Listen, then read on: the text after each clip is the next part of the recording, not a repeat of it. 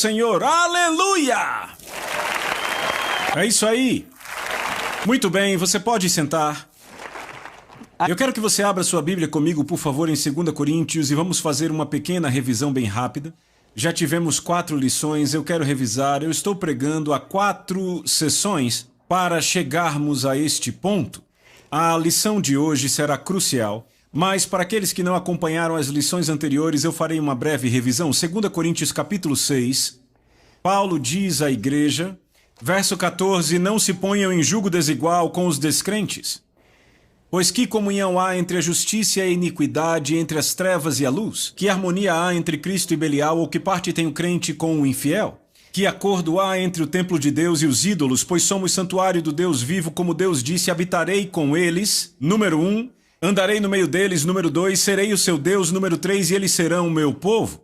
Portanto, saiam do meio deles, separem-se, diz o Senhor, não toquem no que é impuro e eu os receberei.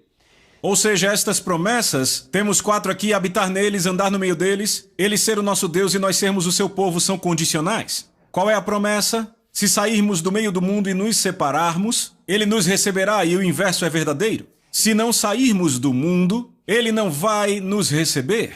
Você pode dizer amém? Certo? E ele continua no capítulo 7. Portanto, tendo estas promessas, amados, purifiquemo-nos. Repitam, purifiquemo-nos. Eu vou insistir nisso até não poder mais. A purificação é responsabilidade nossa do quê? De toda a impureza, tanto da carne quanto do espírito. Aperfeiçoando nossa santidade no temor do Senhor. Então, nos é dito como crentes que temos que nos purificar. Por quê? Porque Deus diz, eu vou habitar em vocês e andar no meio de vocês. A maioria das pessoas, quando lê isso, não tem um impacto. Por quê? Porque não entendem o Velho Testamento. Esse não é um pensamento que se originou em Paulo, é algo que Deus vem dizendo ao seu povo vez após vez por anos. Esta é a paixão, o desejo dele, de fazer o quê? Habitar conosco e andar entre nós em sua glória. Repitam, em sua glória. Você tem que entender que não está falando de ter Jesus no coração, ou o Espírito Santo no coração ao nascer de novo. Está falando de algo no futuro. Eu vou habitar neles. A paixão dele sempre foi habitar em nós, andar no nosso meio, em sua glória, certo? A razão para muita gente não entender o impacto disso é porque não entendem a trama que leva a isto. Todo o drama, como falei em outras sessões. Quando eu era criança, estava passando um filme uma noite. Minha mãe, meu pai, minhas irmãs, todos fascinados pelo filme. E a fala mais importante do filme foi dita logo quando eu passei por ali. Todas começaram a chorar, menos meu pai. E eu falei, meu Deus, o que é isso? Não teve nenhum impacto em mim, teve um impacto tremendo neles porque eles entendiam o drama. O que temos feito nas últimas 4 sessões é caminhar através do drama e vamos chegar ao clímax nesta sessão. Você está aqui? Tudo isso remete ao livro de Êxodo e se você abrir comigo, Êxodo capítulo 19. Êxodo 19, abra por favor. Moisés liberta o povo de Israel do Egito. Israel saindo do Egito remete ao fato de sermos salvos ou nascermos de novo. O Egito remete ao mundo. Moisés remete a Cristo. Faraó remete a Satanás. Moisés os guiando remete à salvação.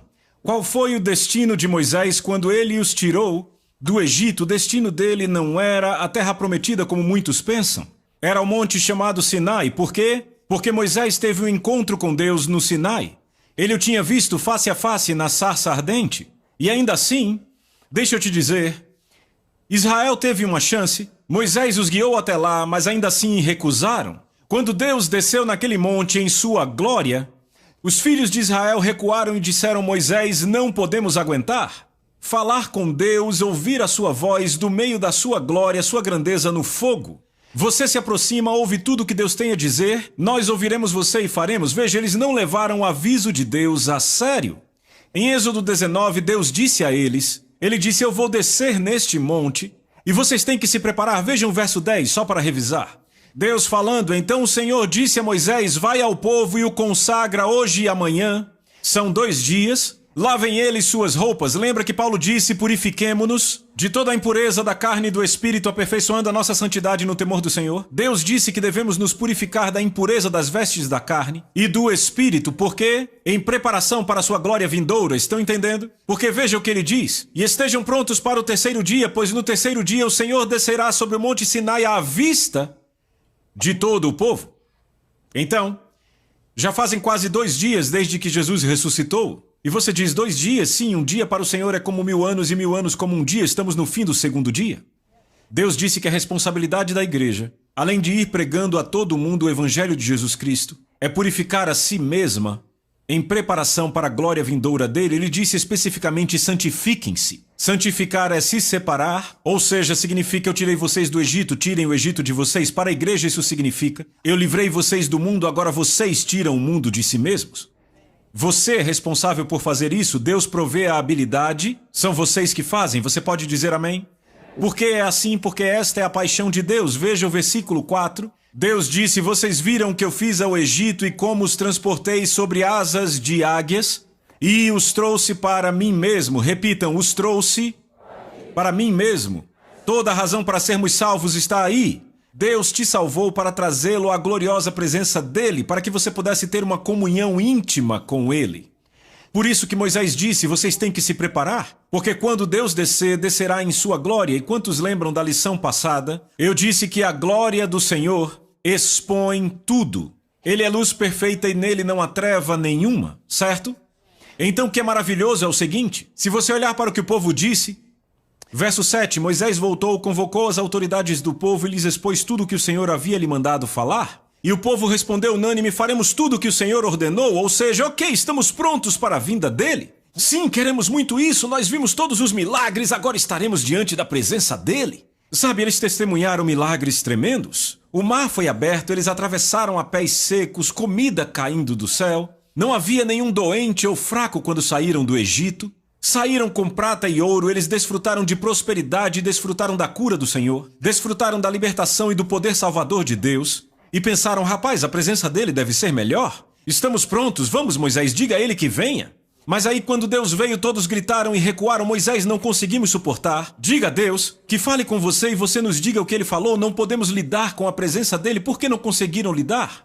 Porque não é possível esconder pecado na presença da glória dele. É possível se esconder, passar despercebido numa atmosfera de milagres. Muitos dirão a Jesus naquele dia, Senhor, expulsamos demônios em teu nome. Fizemos milagres em teu nome. E ele dirá, apartem-se de mim, nunca os conheci, vocês que praticam iniquidade. Iniquidade escondida no coração, mas ainda assim confortáveis numa atmosfera de milagres. Mas quando a glória veio, tudo foi revelado. Por quê? Porque não há nada escondido que não venha a ser revelado pela luz. Por isso Jesus disse, não temam aqueles que matam o corpo e depois não podem fazer nada, temam aquele que pode fazer perecer no inferno a alma e o corpo. Estão me acompanhando? Por isso que o temor do Senhor é o bilhete, a passagem para o monte do Senhor. Moisés conseguiu ir até o topo do monte e ter comunhão com Deus, e os filhos de Israel não conseguiram, e só por uma e apenas uma razão. Não foi porque não amavam a Deus, mas porque não temiam a Deus. Deus disse, os filhos de Israel não podem se aproximar de mim. O Senhor diz, você não pode se aproximar de mim a menos que me tema. Na sessão passada aprendemos que o temor do Senhor não é ter medo de Deus, e para ser honesto também não significa querer se afastar dele. A pessoa que anda no temor do Senhor é a pessoa que, ouçam, foge do pecado. Eu não quero ficar perto do limite do mundo, do limite do pecado, eu quero distância. Eu quero ficar tão longe dessa linha que eu nem a veja. É essa a pessoa que teme a Deus? A pessoa que teme ao Senhor sempre treme diante da sua palavra e guarda todos os seus mandamentos? Não às vezes guarda alguns mandamentos, sempre guarda todos. Ele ou ela vive para obedecer a Deus. Deleitam-se na vontade de Deus, como Jesus disse, eu me deleito em praticar sua vontade. Minha paixão é fazer sua vontade. Sim, Pai, me apraz fazer a sua vontade. As pessoas que temem a Deus têm uma paixão por isso. Você já notou que há uma paixão ardente dentro de você por obedecer a Deus? Você já notou isto? Isso é o temor do Senhor, é uma coisa boa. O temor do Senhor te impele a obedecer. Você está aqui? E Deus disse, Moisés, é muito simples, eles não podem vir à minha presença porque não me temem. Então diga a eles, fiquem aí ao pé do monte e brinquem de igreja, mas você se aproxima de mim e eu falo com você. Agora vamos reverter tudo isso. Sempre vemos isto sob a ótica dos filhos de Israel. Agora veja sob a ótica de Deus. Você é um pai, certo? Quantos sabem que Deus é um pai? Desde quando ele é um pai, ele sempre foi um pai. Não é assim? Ele tem uma natureza de pai, certo? Então aqui está você como pai, você cuidadosamente liberta o povo que você quer ter como filhos. Você os liberta do Egito e está prestes a se revelar para eles, certo? Imagine ser um pai e tudo que você pode fazer é falar com seus filhos por telefone. Você nunca pode se mostrar para eles. Que coisa triste, não é? E aí está Deus, eu quero me aproximar deles e eles se aproximarem de mim como Moisés. E quando ele se aproxima, todos fogem, não é? Não foi assim? Então agora o coração de Deus está quebrado. E ele diz, sabe, eles não querem se aproximar de mim, não podem. Eu tenho que escolher um grupo de homens que possa se aproximar de mim por eles. E quem ele escolhe? Vamos, alguém sabe? Arão. Arão se tornou sacerdote, certo? Então veja o que ele diz no verso 24. De Êxodo capítulo 19. E o Senhor lhe disse, vai, desce, e então suba você e Arão. Agora olhe para mim, por favor. Ele diz, Moisés, você desce, pega Arão e vocês dois sobem, certo? Mas aí quando você lê vários capítulos, você descobre que Arão não acaba no topo do monte com Moisés. E eu explico isso em detalhes no livro Um Coração Ardente, mas Moisés acaba no topo do monte por 40 dias e Arão acaba voltando para o acampamento. Depois de Deus haver dito, você vai e traz Arão. Você está acompanhando? Agora vá para Êxodo 32, eu quero te mostrar como alguém é convidado ao monte de Deus e acaba migrando de volta ao acampamento. Êxodo 32, e é aí que vamos começar de fato hoje. Êxodo capítulo 32, vamos ler o verso 1. Mas o povo, ao ver que Moisés demorava a descer do monte, juntou-se ao redor de Arão e lhe disse, venha, faça para nós deuses que nos conduzam. Pois a esse Moisés, o homem que nos tirou da terra do Egito, não sabemos o que lhe aconteceu. Primeiro notem, quando o povo viu que Moisés demorava a descer do monte, eles se ajuntaram. É o que pessoas religiosas fazem, sempre que não há um mover de Deus. Elas se ajuntam para fazer algo. Mas vamos lembrar de algo como crentes, a não ser que o Senhor edifique a casa, em vão trabalham os que a constroem. Você pode construir uma casa, mas se Deus não está envolvido, é totalmente em vão. E a tentação que surge é quando Deus parece parado de nos movermos e fazermos algo. Você está acompanhando? Então eles fizeram um comitê, eles se ajuntaram e disseram, vamos fazer algo. E aí quem eles juntaram também? Vamos, fale comigo. Arão, certo? Agora, por que se ajuntaram com Arão? Eu te digo, porque há um dom na vida de Arão e esse dom se chama liderança. Repitam, liderança. Quantos sabem que a liderança é um dom? Romanos capítulo 12 mostra que é um dom. E o dom da liderança traz algumas características. Uma delas é atrair pessoas para aquele que porta o dom. Então ele vai atrair pessoas, quer você esteja no monte ou não. Isso explica como alguém pode construir uma igreja de 5.000 membros sem Deus estar lá? Chama-se liderança. Hitler tinha o dom da liderança em sua vida, era extremamente pervertido ao enésimo grau, mas tinha o dom da liderança. Mussolini tinha o dom da liderança, era pervertido ao enésimo grau, mas tinha o dom da liderança. Liderança atrairá pessoas e pessoas serão atraídas automaticamente pelo dom da liderança. Mas a pergunta é, esse líder esteve com Deus e ele está falando sobre Deus ou sobre o próprio desejo? Então aqui está Arão com o dom da liderança em sua vida. Ele não foi para o monte e as pessoas se reuniram ao seu redor. Agora note o que acontece aqui. Disseram a Arão assim. Vamos ler isso aqui de novo. Venha, faça para nós deuses que nos conduzam, pois a esse Moisés, o homem que nos tirou do Egito, não sabemos o que aconteceu. Agora notem que imediatamente tentam desqualificar Moisés, não Deus. Eles não dizem a esse Deus que nos livrou do Egito, não sabemos o que aconteceu. Eles dizem isso? Dizem a esse Moisés? Porque deixa eu te dizer, se você puder desqualificar o profeta, e quando eu falo profeta, um profeta pode ser um pastor, um profeta pode ser um amigo. Quando eu me refiro a profeta, eu quero dizer que o profeta é alguém que fala. É o que a palavra profeta significa. Se você lembrar, Deus disse a Moisés, Moisés, você será Deus para Arão e Arão será o seu profeta. Lembra quando Moisés disse, eu não vou falar com Faraó, Arão, que faça isso? Deus disse, ok, depois de Moisés pedir 2 vezes, ele disse, você será Deus com D minúsculo para Arão. E o quê?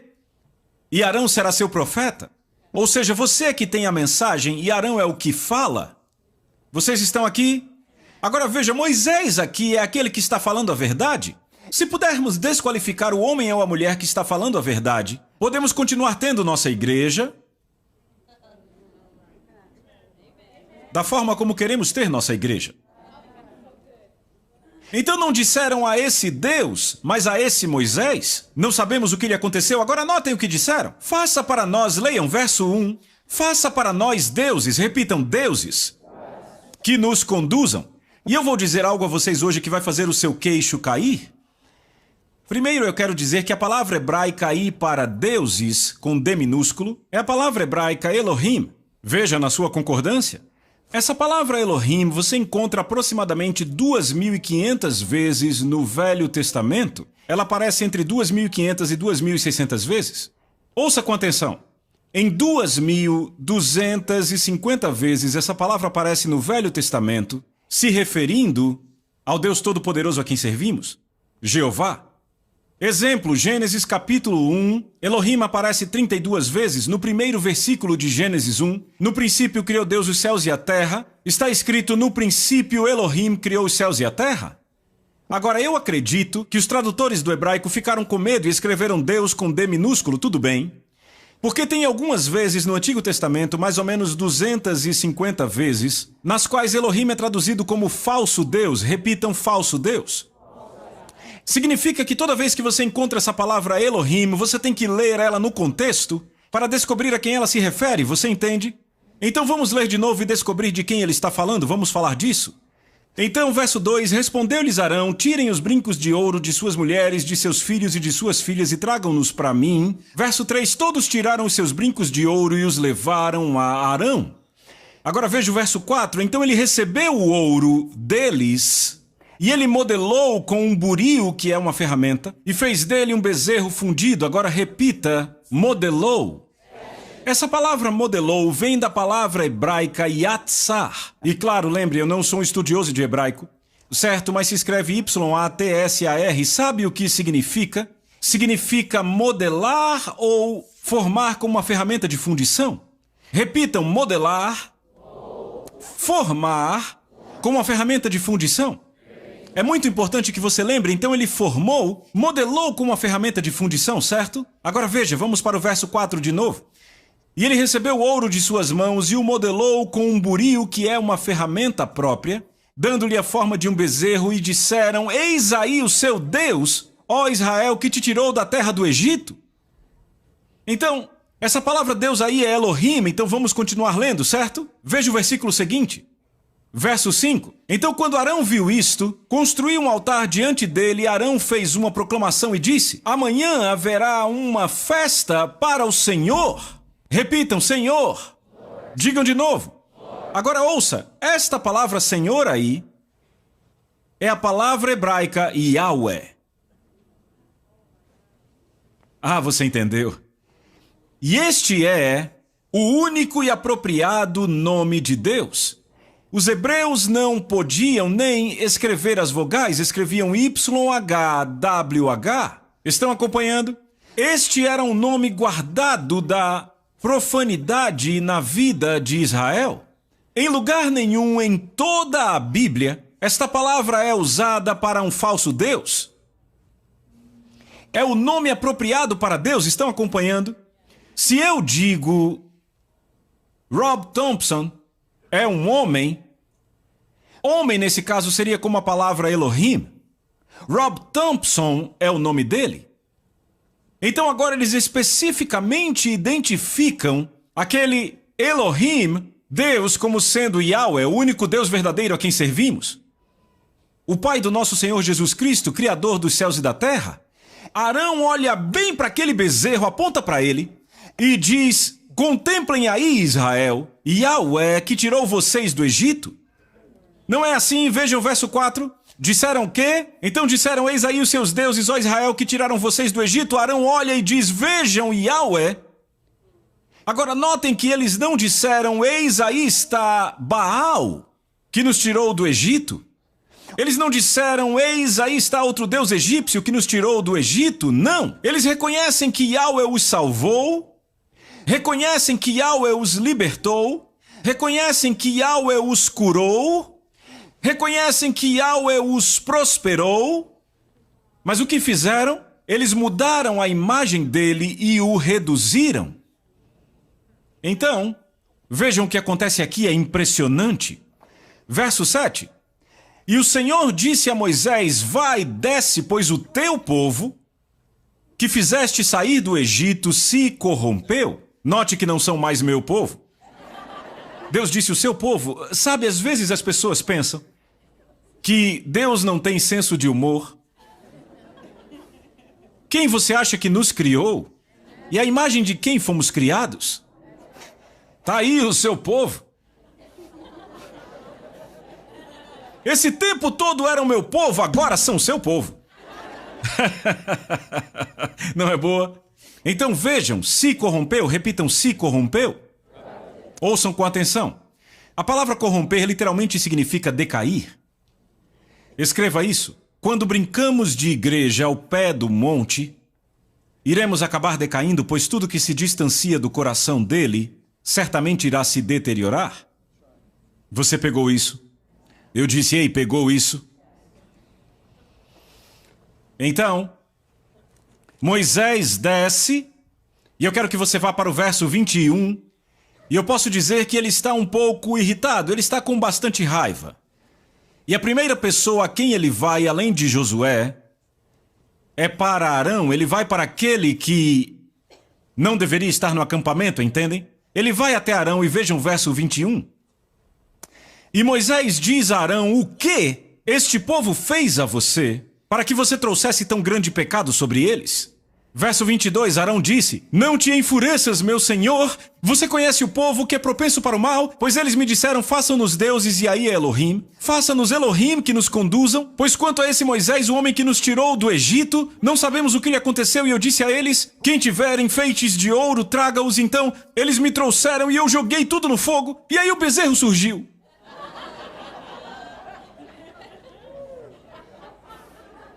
Não, peraí. Esse bezerro surgiu?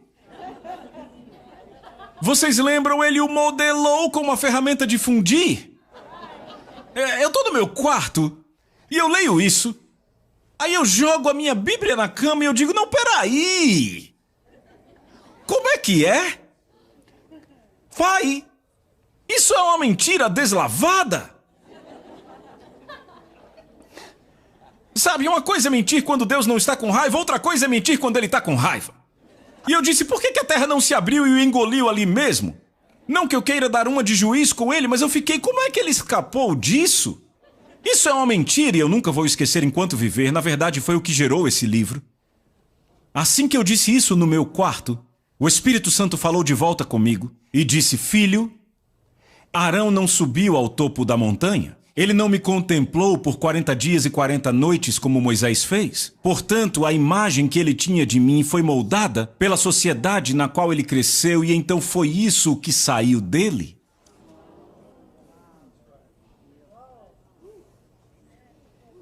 Eu posso repetir isso? Ele disse: filho, eu vou repetir, você precisa ouvir. Ele não foi para o topo do monte e me contemplou por 40 dias e noites como Moisés. Portanto, a imagem que ele tinha de mim foi moldada pela sociedade na qual ele cresceu. E foi isto que saiu dele. Você tem que entender uma coisa: durante 83 anos Arão viveu no Egito. Eles tinham todo tipo de imagens ao redor. E aquelas imagens eram, ouça, um reflexo dos deuses que eles tinham. Arão estava acostumado com isso. Ele não disse esse é um deus egípcio, ele disse esse é Yahweh. Mas a imagem de Yahweh foi moldada pela sociedade na qual ele estava. Agora põe o seu marcador aí que eu vou te deixar chocado. Vá comigo para Romanos capítulo 1. Sabe, a Bíblia fala em João capítulo 3, verso 3 e João 3, verso 5. Jesus fala sobre ver o reino. Se alguém não nascer de novo, não pode ver o reino. E aí no verso 5 ele diz: se alguém não nascer da água e do Espírito, não pode entrar no reino. Há uma diferença entre ver o reino e entrar. Arão e o povo de Israel viram o reino quando saíram do Egito, mas apenas Moisés entrou. Agora veja o que acontece aqui, Romanos, capítulo 1. Veja, por favor, o verso 20. Pois desde a criação do mundo, os atributos invisíveis de Deus são claramente vistos, sendo entendidos pelas coisas que são feitas. Até mesmo seu poder eterno e a sua divindade, de forma que tais homens são indesculpáveis. Verso 21. Porque, embora tendo conhecido a Deus, repitam, eles conheciam a Deus. Eles não o glorificaram como Deus, nem foram gratos, mas os seus pensamentos tornaram-se fúteis e o coração insensato deles obscureceu-se, dizendo sábios tornaram-se loucos. Verso 23. E mudaram a glória. Você está entendendo? Leia de novo. E mudaram a glória. Você entendeu? E mudaram a glória do Deus incorruptível por uma imagem feita à semelhança do homem corruptível e de aves, de quadrúpedes, de répteis. Agora olhe para mim, olhe para cá. Será que a nossa sociedade adora quadrúpedes, aves e répteis? Não, não, não, não, não, 1000 vezes não. Talvez na Índia, mas não aqui. Pense comigo, se construirmos a estátua de um grande inseto feita de ouro, vão rir de nós lá fora e dirão, ei, derrete isso e usa para algo? Nossa sociedade não adora imagens de animais. O que é que a nossa sociedade adora? A si mesmo. O homem corruptível. Alguém diz dinheiro, adoram dinheiro, não vá mais fundo. A si mesmos, homens corruptíveis. Então mudaram a glória de uma imagem para um homem corruptível. Esse pensamento passou pela minha cabeça há muitos anos e eu não conseguia tirá-lo. Foi isso que deu à luz o livro. Temos servido a um Jesus que é a imagem e semelhança do que criamos.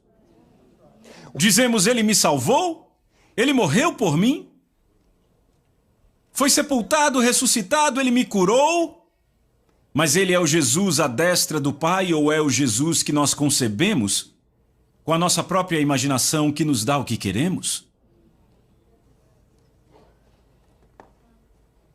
Volte para o livro de Êxodo, eu te mostro. Lá no livro de Êxodo, e antes deixa eu te dizer uma coisa aqui, certo? Idolatria é uma forma muito conveniente de adoração. Porque os ídolos dão aos seus criadores tudo o que eles querem. Você ainda está aqui? Os desejos do próprio coração. Porque eles criaram o ídolo, certo? Criaram um ídolo que dá a eles o que eles querem e ainda satisfazem o desejo íntimo do coração de adorar algo. Deus confirma isso dizendo em Isaías 44:10. Ele diz, quem modelaria um Deus ou um ídolo, uma imagem modelada que de nada lhe serve? Ídolos dão às pessoas o que elas querem e satisfazem o desejo de adorar algo. Êxodo 32:6. Se levantaram, não, vamos ler do versículo 5, vamos começar do verso 5. Vendo isso, Arão edificou um altar diante do bezerro e anunciou, amanhã haverá festa dedicada a Yahweh. Certo? Verso 6. Se levantaram cedo no dia seguinte, ofereceram holocaustos e ofertas de paz. O povo assentou-se para comer e beber e se levantou para festejar. Alô? Então na manhã seguinte houve culto na igreja. Proclamaram o amor e a grandeza de Yahweh. O Yahweh deles deu uma mensagem que eles amaram ouvir, pois satisfazia o desejo deles. Assentaram-se para comer e beber e depois se divertiram. E quando Moisés chegou até eles, de acordo com o verso 25, eles estavam desenfreados. O que confirma o que Samuel disse, que foi o seguinte, insubordinação é idolatria.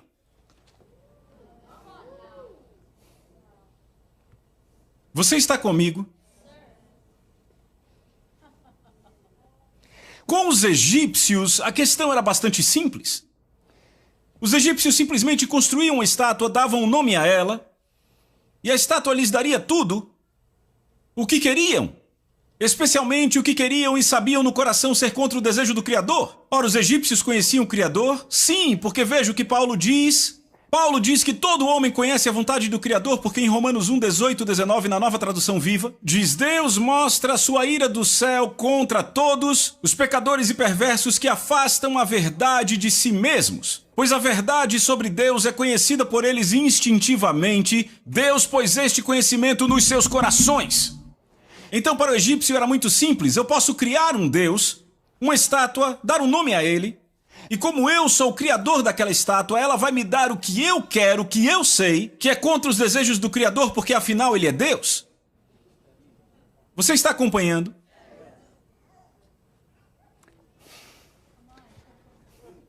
E isso ainda satisfaz o meu desejo íntimo de adorar. Mas com os israelitas era um pouco mais complicado. Com os israelitas, o que tinham que fazer, o conceito básico era o mesmo, mas há uma modificação. Os israelitas conheciam o nome de Yahvé e tinham sido tocados pelo seu poder. Então, para não desistir da sua rebelião, para tentar se conformar a Deus, tudo o que tinham que fazer era criar uma imagem representando Yahvé, e a imagem daria o que eles desejassem. E aí hoje na igreja, tudo o que temos que fazer é criar um Jesus que nos dá tudo o que queremos. Ah, meu Jesus entende. Ele quer que eu seja feliz. Quer que eu seja abençoado, enquanto eu quebro suas leis. Boa pregação, amém, obrigado, vão em paz. Você vê, você parece um pouco assustado aí, eu sei que eu sou um tanto intenso, porque isso destrói a vida de pessoas. Agora deixa eu ler o que Paulo disse. Veja o que Paulo disse, o que ele disse em Coríntios. Você está pronto? Nova versão internacional. Anote aí e confira depois. 2 Coríntios 11, 3 e 4. Está pronto? O que eu receio é que assim como a serpente enganou Eva com astúcia, a mente de vocês seja corrompida e se desvie da sua sincera e pura devoção a Cristo. Pois se alguém lhes vem pregando um Jesus que não é aquele Jesus que pregamos, ele não diz e lhes pregue um Maomé que não é aquele Jesus que pregamos. Você entendeu? Ele não diz e lhes pregue um Buda que não é o Jesus que pregamos. Ele diz, se alguém lhes vem pregando um Jesus que não é aquele que pregamos, ou se vocês acolhem um espírito diferente do que receberam, ou um evangelho diferente daquele que aceitaram, vocês o toleram com facilidade. Agora deixa eu ler em outra versão, na versão do inglês contemporâneo, maravilhosa. Estão prontos? Ei, estão prontos? Paulo diz assim, falamos a vocês sobre Jesus, e vocês receberam o Espírito Santo, aceitaram nossa mensagem, mas deixaram outras pessoas falarem sobre outro Jesus. Agora estão prontos para aceitar uma mensagem diferente. Que esse outro Jesus está contando? Você ainda está aqui? Se ainda desejamos o estilo de vida do mundo que é diferente do modelo de autoridade de Deus, podemos estar inconscientemente servindo ao nosso próprio Jesus, cuja vontade concorda com nossos próprios desejos. Sem percebermos, agora nós temos uma divindade controlável. Você ainda está comigo? O fato é que ainda é rebelião. Lembre-se, insubordinação ou rebeldia é idolatria. 1 Samuel 15, 23. Mas, por isso Deus diz o quê? Esse povo se aproxima de mim com a boca e com seus lábios me honram, mas o seu coração está longe de mim, o seu temor para comigo é ensinado por preceitos de homens. É o que Deus diz. Deixa eu dizer algo. Eu tenho visto tanto isso nos últimos anos. Um incidente que eu presenciei no espaço de alguns meses. Quando eu comecei a viajar, quando eu entrei no ministério itinerante, uma mulher ligou para minha casa um dia. Sabe, a igreja onde estávamos antes de eu e Lisa começarmos a viajar? Ela era daquela igreja, me conhecia como pastor de jovens e me ligou. Ela disse, pastor John, é fulano. E eu disse, oi. Ela era uma membra muito ativa da igreja, uma igreja muito, muito poderosa. E ela disse, sabe, pastor John, eu não sei se já te contei sobre meu marido. E eu disse, não, eu acho que não. Ela disse, sabe, ele não é crente. E, sabe, ele não concorda com aquilo que eu creio. Meio que me persegue um pouco por causa da minha fé. Pastor John, eu fui em outra igreja e conheci um homem. Ele é nascido de novo e ama a Deus. Ou ele me trata como uma rainha. Meus amigos me dizem que eu devia me divorciar e casar com esse cara porque ele me ama. E eu já estava... Aqui Jesus e os seus amigos servem. Sabe, eu não tenho muita paciência para isso porque não há outro jeito de tratar. Eu disse, o seu marido lhe traiu. Ela disse, não, alguma fornicação. Ela disse, não. Ele é muito fiel a mim. Eu disse, para de ir nessa igreja e corta o relacionamento com esse outro homem. Eu disse, porque Paulo diz que se o cônjuge incrédulo não quer partir, que não parta. Eu disse, além do mais, de acordo com as escrituras, Deus odeia o divórcio, sabe por quê? Rasga o espírito das pessoas e as cobre com violência. Segundo, de acordo com o Novo Testamento, o próprio Jesus ordena que a esposa não se afaste do seu marido a não ser que haja infidelidade sexual. E se ela quiser partir por outras razões que não infidelidade, ela deve permanecer sem casar. Eu disse é o que o Novo Testamento diz. Eu disse é o que Jesus, à destra do Pai, diz. E eu disse, não faça isso. Então, 6 meses depois, ouvi que ela se divorciou do marido e casou com outro cara. Agora, alguns meses depois, eu estou pregando numa igreja na Califórnia. E o pastor ali e a sua esposa começam a compartilhar o testemunho dela com Lisa e comigo sobre ela e o seu marido. Agora, deixa eu dizer. Eu encontro muita gente viajando, mas pouquíssimas pessoas que eu conheci tinham um rosto que irradiava tanto como o rosto daquela mulher. Lisa e eu comentamos, inclusive. Você percebeu? O rosto dela irradia, ok? Ela foi uma das mulheres mais piedosas que conheci, ok? E ela disse, John, Lisa, sabe, essa história é muito conhecida na nossa igreja, mas vocês que são itinerantes provavelmente não sabem. O meu marido era homossexual.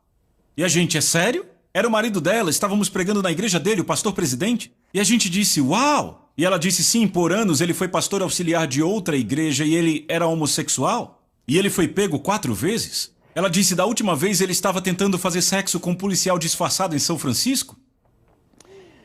E ela disse, o meu filho mais velho recebeu a ligação para ir tirá-lo da cadeia. E ela disse, eu estava perdendo o juízo. Ela no meio de tudo aquilo sendo exposto. E ela disse, eu fui orar. E ela disse, o Senhor falou comigo em oração. Ele disse, você pode deixá-lo? E eu vou te abençoar, porque ele foi infiel. E ela disse, o Senhor disse, mas se você ficar, e vai ser difícil, eu te abençoo em dobro. Agora, deixa eu te dizer isso. Deus pode não dizer isso para todos. Ele conhece o fim desde o começo, ele conhece o coração das pessoas, ele sabe que tem gente que nunca vai se arrepender.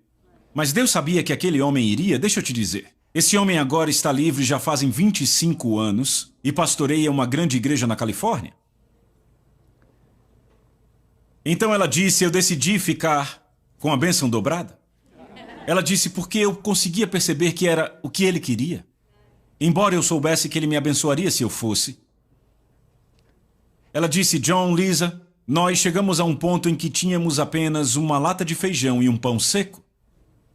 Foi realmente difícil. Ela disse, mas agora meu marido está gloriosamente liberto. Somos muito apaixonados. Agora você está pronto? Está pronto?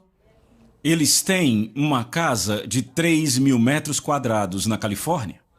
O quintal deles é um vinhedo. Um vinhedo. Quando eu vou na casa deles, eu fico tipo, deixa eu ir no quintal, por favor. É maravilhoso. Você pega do pé damasco, pêssego e tomates e tudo e come ali mesmo? Será que a bênção foi dobrada? Você olha o rosto dela e irradia. Agora, aqui Jesus ela serve e aqui Jesus a outra mulher serve.